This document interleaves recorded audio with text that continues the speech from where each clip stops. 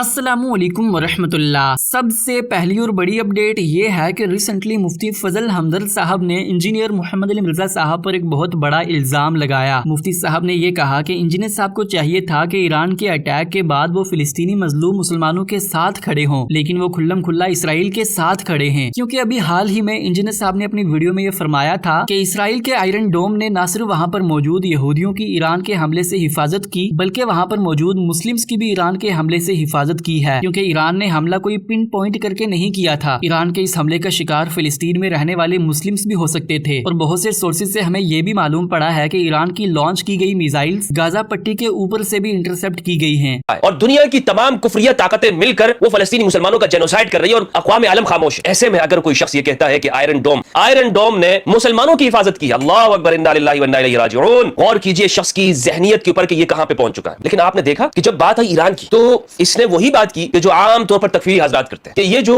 फलस्तीन के इसराइल के ऊपर जो हमला किया है ये ऐसा हमला है कि जिसमें मुसलमानों की जानें जा सकती हैं। और आयरन डोम वो मुसलमानों की जानें उसने बचाई है। यानी आप इस ज़हनियत के हवाले से देख लें कि ये शख्स कहां तक पहुंच गया है। उन फिरकावारियत के फिरका परस्त मौलवियों की नफरत के अंदर जिनके ऊपर ये वीडियोस बनाता रहता है, यानी दुश्मनी और अदावत में यहां पहुंच गया कि अब इसराइल के साथ खड़ा हो गया। आयरन डोम ने मुसलमानों की हिफाजत की। मुझे बताओ कब हिफाजत की है मुसलमानों की? इससे आगे बढ़कर कि बाबों ने हिफाजत नहीं की, शेख अब्दुल कादिर जिलानी ने हिफाजत नहीं की मुसलमानों की, बल्कि आयरन डोम ने की। मैं इसके इन जुमलों को आपको इसलिए सुनाना चाहता हूं कि इन जुमलों पे गौर कीजिए कि ये शख्स अपने उस तकफीरी तासुबात के अंदर जो इसने अकीदे बना के रखे हुए हैं, जिनका कुरान और सुन्नत के साथ कोई ताल्लुक नहीं, उन अकीदों का, नजरियात का मुसलमानों के ऊपर इसने फिट किए। आज इसकी नौबत कहां पर आ गई कि ये कहां पे खड़ा है। दूसरी अपडेट ये है कि आप तमाम भाइयों को पता होगा कि आजकल मुफ्ती हनीफ कुरैशी साहब दावत इस्लामी के अंदर जो बिदआत और खुराफात फैल चुकी हैं उसे अपने यूट्यूब चैनल पर वीडियो अपलोड करके एक्सपोज कर रहे थे। लेकिन अभी हाल ही में हमारे मीठे मीठे और प्यारे प्यारे इस्लामी भाइयों ने मुफ्ती हनीफ कुरैशी साहब की वीडियोस पर कॉपीराइट भेजकर उसे डिलीट करवा दिया। दावत इस्लामी की तरफ से एक कॉपीराइट मिलने के बाद मुफ्ती साहब ने दूसरी वीडियो को खुद से ही प्राइवेट कर लिया। हैरानगी की बात यह है कि जब दुनिया में कहीं नबी इस्लाम की गुस्ताखी होती है वहाँ पर दावत इस्लामी का कोई भी मुबल्लिग उसे कंडेम करने के लिए तैयार नहीं होता। लेकिन मुफ्ती साहब ने दावत इस्लामी के अमीर मौलाना इलियास कादरी साहब की बिदात को क्या एक्सपोज किया, उन्होंने फौरन से ही मुफ्ती साहब की वीडियो को टेक डाउन कर दिया। इस हवाले से आप तमाम भाइयों की क्या राय है कमेंट्स में हमें जरूर बताइएगा। तीसरी अपडेट ये है कि लास्ट वीडियो में मैंने आप तमाम भाइयों को ये बताया था कि बहुत से लोग साहिल अदीम साहब पर ये एतराज कर रहे थे कि साहिल अदीम साहब अपने यूट्यूब चैनल पर इसराइली मसनूआत की एड्स रन करके पैसे क्यों कमाते हैं, जबकि आए दिन वो इसराइली मसनूआत को बाइकआउट करने का कहते हैं। तो इसी हवाले से अभी हाल ही में कैसर अहमद राजा साहब ने साहिल अदीम साहब का दिफा किया। मैं चाहता हूँ कि आप भी मेरे साथ ये वीडियो जरूर देखें।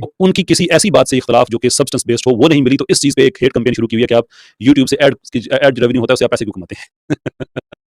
ये इतना पैदल तबका है, इतना पैदल। और ये वो सेकुलर्स हैं जो सीरियसली पाकिस्तान में सेकुलरिज्म लेके आना चाहते हैं। साहिल अदीम यूट्यूब से पैसे कमा रहा है और अकल के अंधो, इफ यू रियली थिंक कि यूट्यूब से पैसे लेना जायज नहीं है और आपको ये एतराज साहिल अदीम पे है, आप नहीं ले रहे क्या? अगर आप ले रहे हैं तो साहिल अदीम पे हराम है सिर्फ ये, और अगर आपके नजदीक ये अपना हराम है तो फिर आप क्यों ले रहे हैं? और अगर हलाल है तो साहिल अदीम पे एतराज किस चीज का? What kind of nonsense is that?